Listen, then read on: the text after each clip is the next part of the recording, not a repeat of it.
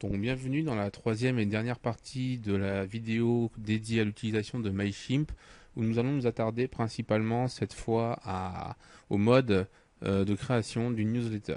Donc nous avons passé dans la deuxième partie en revue l'étape drag and drop. Nous allons donc maintenant nous attarder non pas à MyTemplate mais à Basic. Donc dans Basic nous avons des schémas préconçus que nous pouvons éditer. Donc choisissons-en un au hasard, comme par exemple celui-ci.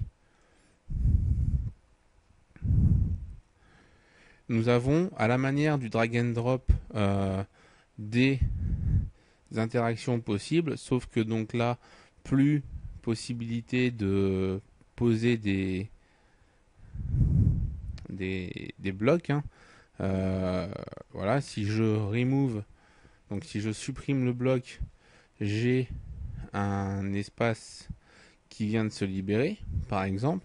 Je peux à chaque fois donc rentrer à l'intérieur, mais cette fois-ci non plus en cliquant dessus, mais en cliquant sur le bouton Edit de chaque partie. Par exemple ici c'est pour une image. Pour les textes c'est pareil, je clique sur Edit et je me retrouve avec un éditeur textuel où je peux modifier des informations.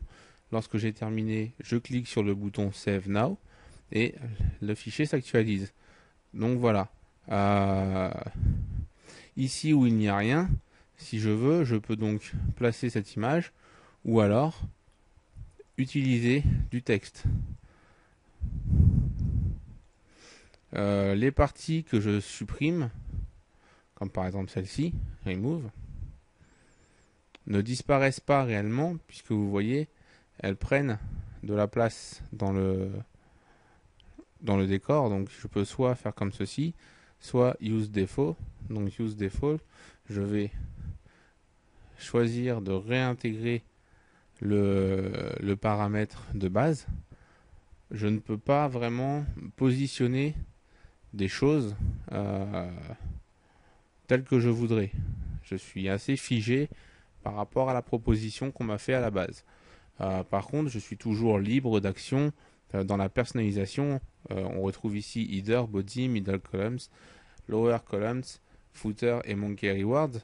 Les backgrounds, donc dans chaque partie, les modifications de chaque élément.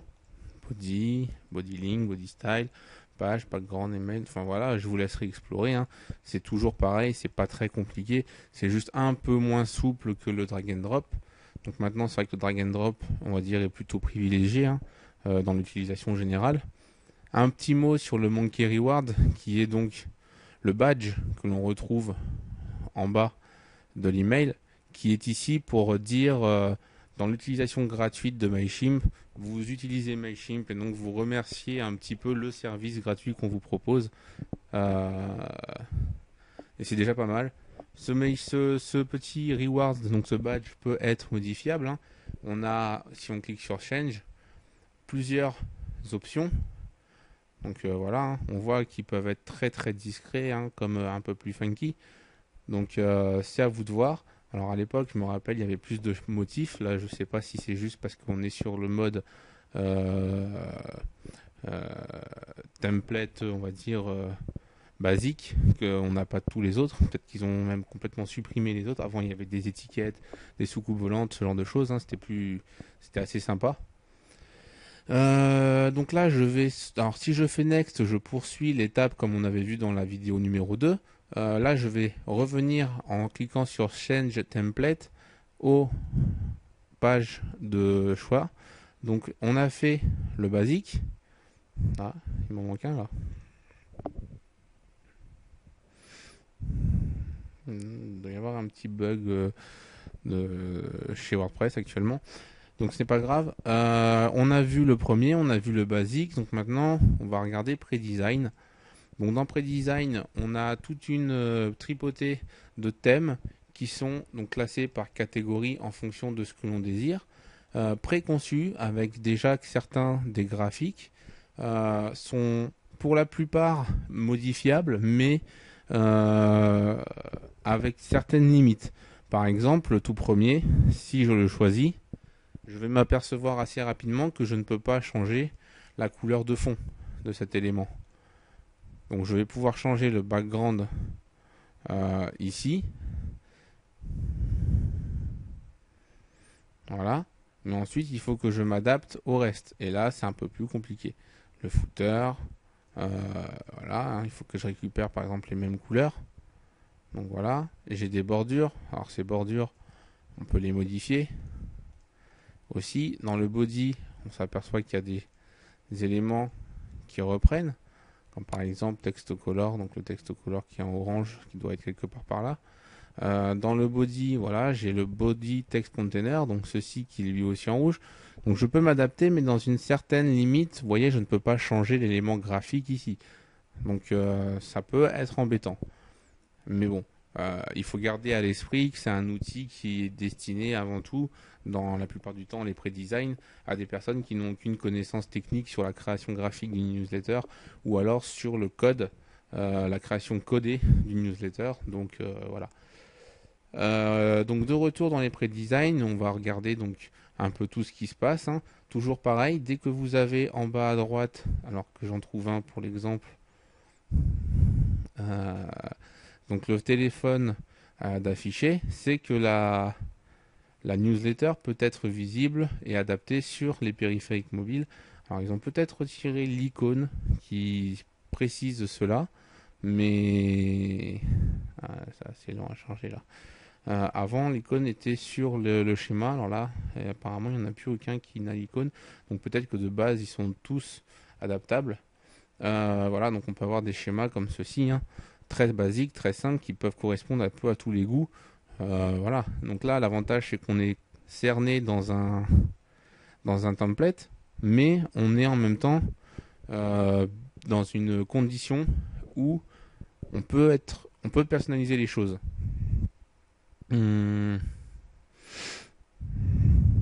Voilà, donc là par exemple, pour celui-ci, l'image qui est là est tout simplement donc figée, hein, on n'a aucune action dessus. On a beau changer, vous voyez, toutes ces parties sont figées. Donc ça peut être un email pour un thème, c'est pas mal, mais à utiliser tous les jours. Là, on est contraint de faire, de s'adapter, d'accepter la chose. Donc voilà, donc des thèmes, hein, on en a plein, on en a tout un choix. Franchement, si vous n'arrivez pas à trouver votre bonheur là-dedans, j'aurais tendance à dire que vous êtes très très exigeant, surtout si vous n'êtes pas développeur ou alors que vous n'êtes pas graphiste. Là, j'aurais tendance à vous dire que vous êtes vraiment très très très très très exigeant. Donc, je pense vraiment que vous pouvez trouver votre bonheur dans toutes ces choses, que vous fassiez du très graphique ou alors, que vous vouliez quelque chose de plutôt graphique ou alors quelque chose de plus, on va dire, façon webdesign, où on affiche donc de l'information textuelle, comme par exemple ce genre de cadre, hein. Là, voilà, on est typiquement dans ce genre de choses avec des colonnes de texte. Bon, grosso modo, hein, si je pense que voilà, vous pouvez trouver à peu près tous votre bonheur. Donc maintenant, la dernière étape, c'est mon propre design. Donc là, je peux copier-coller mon code. Donc si je fais code template ou alors paste in code, donc grosso modo, ici je copie le code, ou alors je peux importer du code depuis un fichier. Donc voilà. Non, je dis des bêtises. Ça, je le copie et j'importe mon code et il ressort derrière. Donc voilà, ça c'est pareil. Cocher automatique CSS inliner, ça nous permettra d'avoir une meilleure compatibilité multi-client mail. Toujours pareil, hein, cette histoire de badge qui peut être modifié. Donc voilà, ça c'est très très très simple. Et enfin, l'import. Alors l'import depuis une URL, un fichier zip, un copier-coller ou import to my template. Moi par exemple, on va faire ce qu'on appelle un import de zip file. Donc juste avant, je vais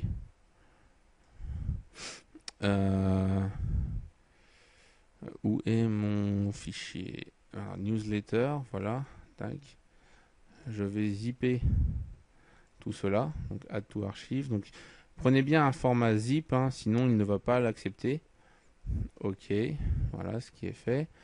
Je vais aller chercher donc dans le dossier newsletter qui est là, le fichier newsletter.zip. Je fais upload. Donc là, en fait, quand vous avez un fichier de cette sorte, donc un fichier HTML avec le dossier image qui va bien avec, voilà, MailChimp, tous les liens, il va les remettre à jour de manière à ce qu'ils soient bons et effectifs. Si je fais un pop-up preview, donc voilà, je visualise toute ma newsletter dans son ensemble et on s'aperçoit que les images donc sont toujours présentes, on n'a pas eu besoin de refaire les liens. Donc ça c'est pas trop mal, hein, c'est même plutôt sympa, on en gagne du temps. Ensuite, pareil, toujours cocher CSS inliner si on a du CSS. Les liens en dessous, on les laisse, c'est toujours obligatoire. Hein. Et donc voilà, ensuite il suffit de faire le suivant et on passe donc au plain text, donc ce que je disais par rapport aux images tout à l'heure. Vous voyez, ce mail est constitué d'images pour l'exemple, on n'a aucune information dans le texte. Donc concrètement, la personne qui reçoit ça si elle n'a pas choisi de recevoir ses mails en HTML. Vous comprenez clairement que là, on perd un potentiel communicatif. Donc voilà. Ensuite, on passe à la phase confirmation et on a terminé notre campagne de mail. On peut se l'envoyer, se la tester comme on avait vu tout à l'heure ici. Toujours pareil, revenir sur les étapes. Et puis c'est tout. Donc là concrètement on a terminé de voir tout ce qui concerne la création depuis les différents designs. Je vais juste revenir à l'étape pour vous montrer que donc là si je fais ça j'importe le code. Ok, je vais retourner sur l'étape. Donc back to design. Dans my template maintenant j'ai des fichiers. Donc voilà. Quelques exemples de choses qu'on avait fait précédemment pour des tutoriels. Tutoriaux. Donc voilà, on a nos campagnes qui sont là-dedans. Donc celle-là n'y est pas parce que je ne l'ai pas encore vraiment envoyée. À partir du moment où je l'aurai envoyée et tout ça, elle sera présente. Si je voulais, j'aurais pu simplement faire back un import to my template. Donc j'aurais nommé le template et j'aurais fait un fichier HTML comme ça, voilà, lié aux images. Mais bon, c'est plus pratique de passer par l'autre parce que là il faut que je retravaille les images, les liens et tout ça. Donc c'est au choix. Donc pour cette partie, c'est tout ce qu'on avait à voir. On a attaqué toutes les choses. Donc voilà, ma campagne maintenant, je peux la retrouver ici, présente dans l'onglet campagne. Et à tout moment, je peux l'éditer. Alors tant que je ne l'ai pas envoyé. Après, je peux l'éditer aussi, mais il y aura, faudra la dupliquer pour recommencer un nouvel envoi. Donc voilà, donc c'est tout ce qu'on avait à voir pour le moment. On reviendra sur certains points un peu plus tard.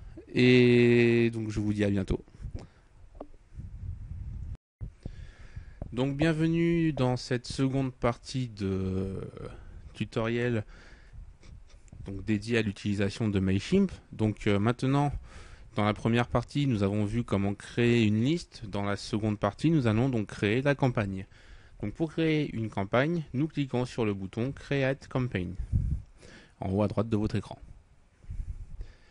La première étape dans la création d'une campagne, c'est de faire une liaison avec une liste. C'est pour ça que nous créons toujours une liste en début, car nous gagnons du temps sur cette étape-là.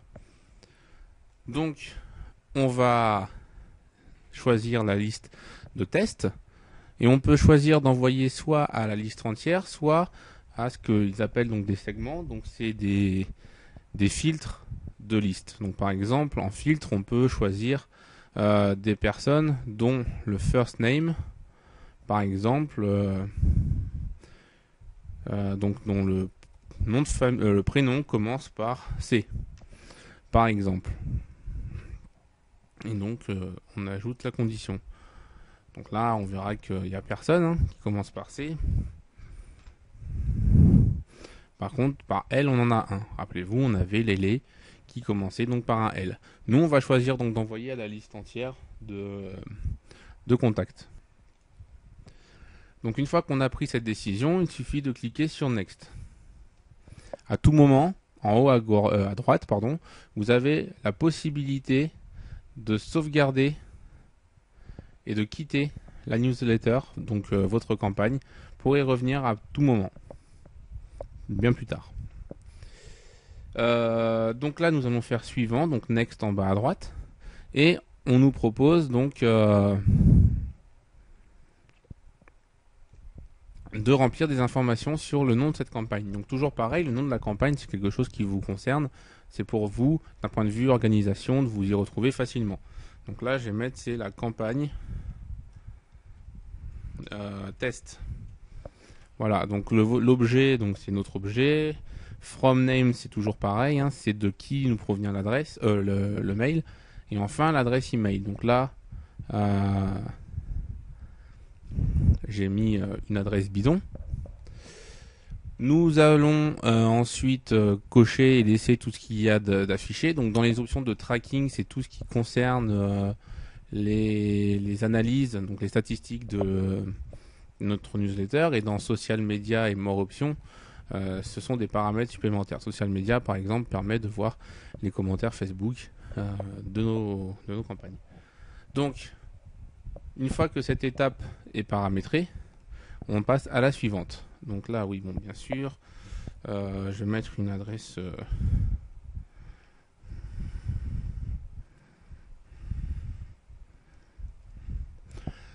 autre. Donc voilà, qui est paramétré.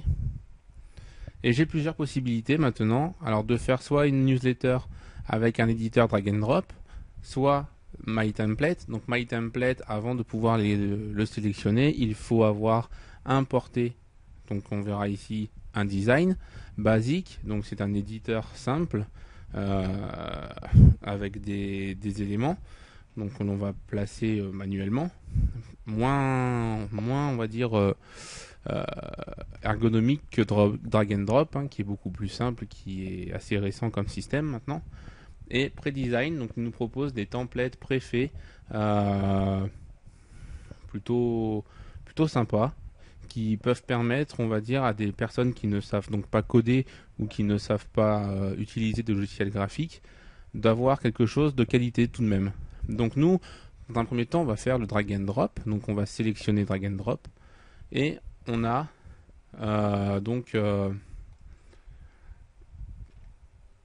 des templates. Donc quand on clique sur Basic Template,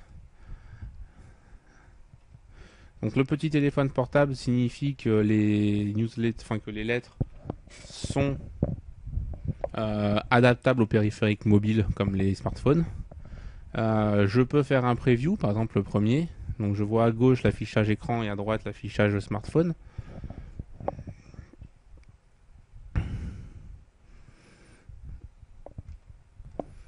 Donc voilà. Donc ici on a des données très très simples, très basiques, hein. Donc c'est du preview, donc ces données-là n'ont rien à voir avec notre newsletter. Donc une fois qu'on a fini, qu'on a vu notre champ, on clique sur la croix en haut et voilà. Donc si celui-ci nous plaît, on le sélectionne. En le sélectionnant, donc voilà, on a notre thème qui se charge. Chaque partie est cliquable, sélectionnable, modifiable. On peut la déplacer en utilisant la croix en haut à gauche. On peut l'éditer, donc éditer le texte qui se trouve à l'intérieur en cliquant sur le crayon. On peut dupliquer ce bloc, donc avoir le même en bas, sauf que les informations bien sûr pourront être différentes, hein. Ou alors supprimer le bloc en cliquant sur la corbeille.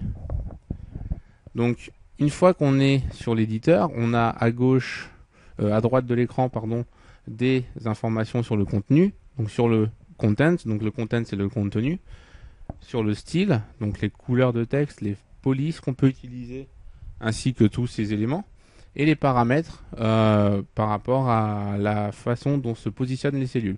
Donc on peut avoir une colonne, deux colonnes, la disposition des colonnes les unes par rapport aux autres. Donc, dans Content, si on veut modifier, on peut. On a la colonne de gauche, la colonne de droite, et les options d'éditeur que l'on connaît tous maintenant, hein, pour faire du bold, de l'italique, des liens, des insertions d'images, et ainsi de suite. Supprimer la mise en forme, ça concerne quand on fait des copier-coller depuis des éditeurs comme Word. On supprime en fait le style sur les textes, comme par exemple les gras, les tailles de police et ce genre de choses.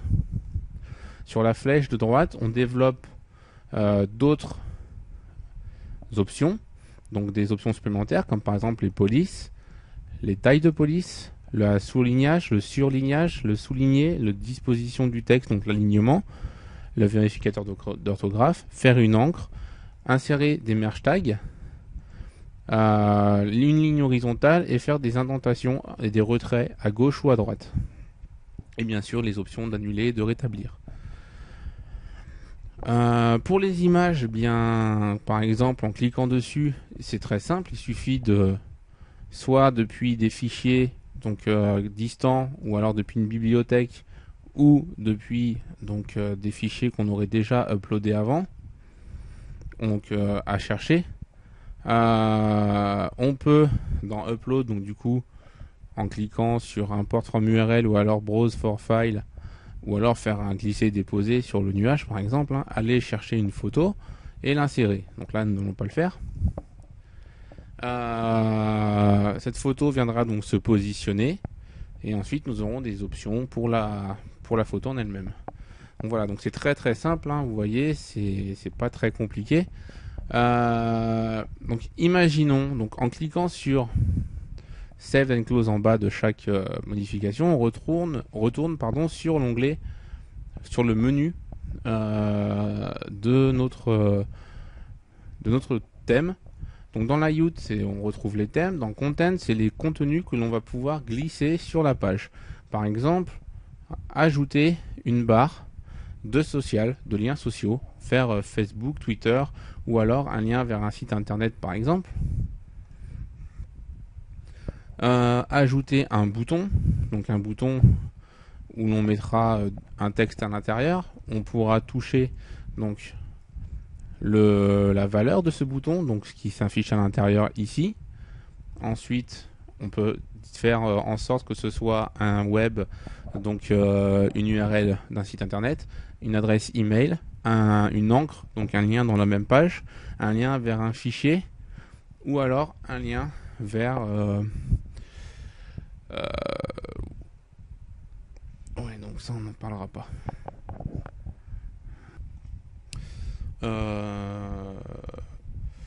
Oui, donc en fait Geyser, c'est un service de Mailchimp pour tenir à jour en fait les invités pendant un événement voilà, on va faire simple, ça va être ça. Je l'ai jamais utilisé ce service encore, donc voilà. Donc nous on va faire par exemple un lien vers une adresse web et on écrit cette adresse en bas toujours avec http http www n'importe quoi, qu'est-ce que je raconte, c'est http www et la suite de votre adresse. Donc ensuite on peut attribuer un title au lien, donc utile pour à la fois le référencement et puis aussi pour les accessibilités, hein, et des classes CSS pour pouvoir mettre en forme. Alors le CSS devient de plus en plus accessible pour les newsletters, tant mieux, car ça permet de faire des choses bien plus jolies. Et enfin, on peut faire une option comme quoi, quand on clique dessus, ça ouvre dans un nouveau onglet ou une nouvelle fenêtre. On peut modifier le style de ce bouton, comme par exemple la taille du radius. Donc le radius, c'est l'angle arrondi que l'on a de chaque côté de ce bouton. Le background, donc choisissez la couleur, par exemple comme ceci. Et enfin, la couleur du texte, que l'on peut modifier aussi comme cela. La police et son padding. Le padding du texte est en fait l'écart qu'il va y avoir entre le texte et le bord du bouton. La taille de la police, et voilà. Donc ça, par exemple, ça concerne notre bouton. Les paramètres d'alignement, donc à gauche, à droite, au milieu, donc par rapport à la case, hein. Et là, on peut donc faire la mise de la taille du bouton par rapport au texte ou alors par rapport à la dimension de la cellule. Voilà. Donc ça, on va sauvegarder. Toutes les options qui sont là, je ne vais pas toutes les explorer, je vous laisserai le faire. Vous allez voir, c'est très simple, il suffit de glisser, déposer. Les schémas parlent d'eux-mêmes en plus. Donc voilà. On peut, dans la catégorie design, changer toutes les parties de la page d'un point de vue esthétique. Par exemple, la page en elle-même, on peut avoir un background d'un bleu clair. Donc on aura le contour de la page bleu clair avec des borders top. Donc les borders sont les bordures top, ça veut dire la bordure en haut.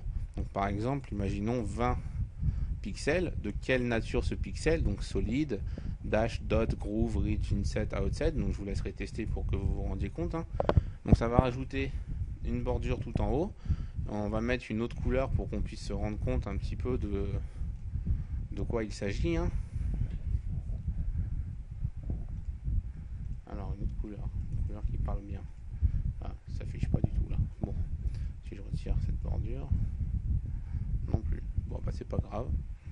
Peut-être que le design là ne le permet pas, je ne sais pas, ou alors je la vois pas. Ah voilà, elle est là-haut. Donc je ne la voyais pas. Donc voilà, on a rajouté une bordure là-haut.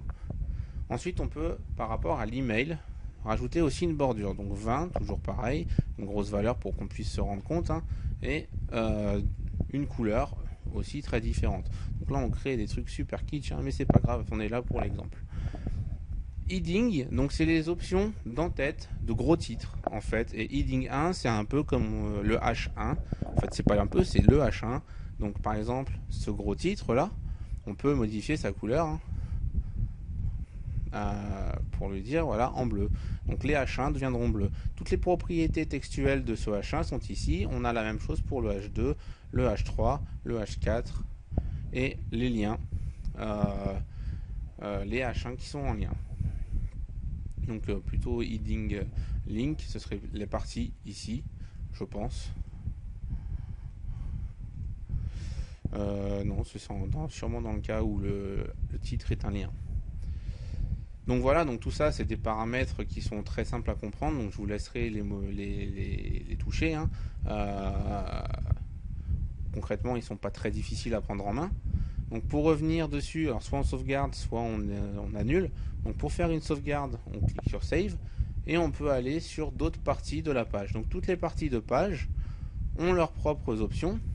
On voit header, pre-header, body, donc body qui concerne le corps du document, footer et ainsi de suite. Par exemple, si dans body je touche à cette couleur là, vous voyez que l'ensemble de cette partie se modifie.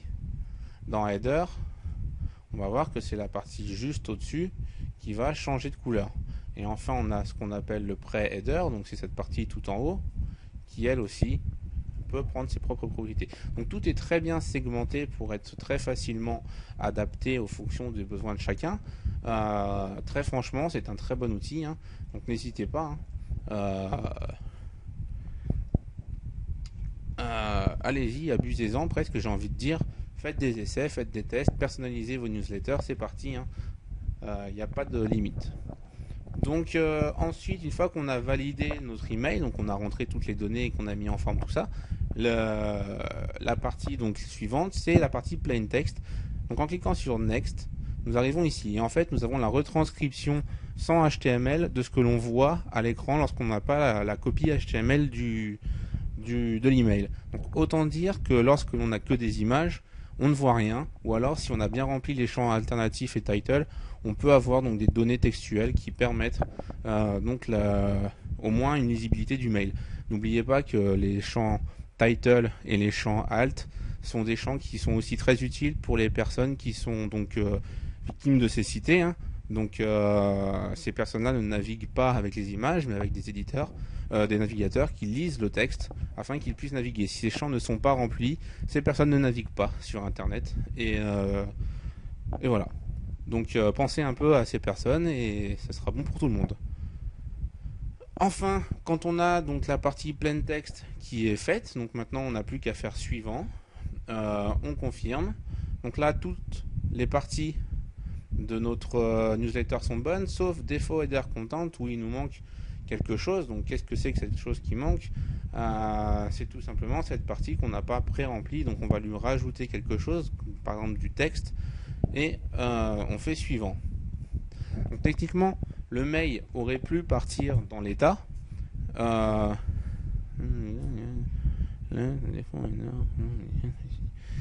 Ok, oui. Donc bon, c'est pas bien grave. Techniquement, le mail peut partir maintenant. Donc là, maintenant qu'on a toutes les choses qui sont bonnes, qu'est-ce qui nous manque?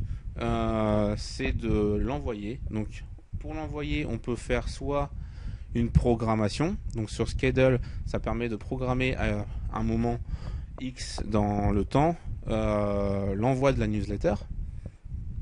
Donc par exemple en août, ainsi de suite. On peut, si on ne veut pas, donc cancel, faire un envoi maintenant. Donc là, on ne va pas le faire parce qu'on a des adresses qui sont de toute façon fictives et bidons, ça n'ira nulle part. Et en haut, on peut faire des preview and test. Donc par exemple, si je clique sur Open Pop-up Preview, donc ça, on l'a aussi, ce bouton dans les tables graphiques, voilà ce qu'on voit. Donc bon, elle est kitsch, hein. Voilà, ça c'est l'aperçu desktop, l'aperçu mobile, on a ce genre d'affichage. Grosso modo, voilà. Si je veux m'envoyer un mail, on peut faire send test et on écrit les adresses email. Si on en a plusieurs, on les sépare par des virgules. Et grosso modo, ça permet de ne pas envoyer des campagnes sans avoir consulté avant leur validité. Donc voilà, donc là c'est tout ce qu'on avait à voir pour l'envoi de la newsletter, pour la création concernant le mode, on va dire, visuel, avec le drag and drop. On va revenir sur les différents modes dans une seconde partie.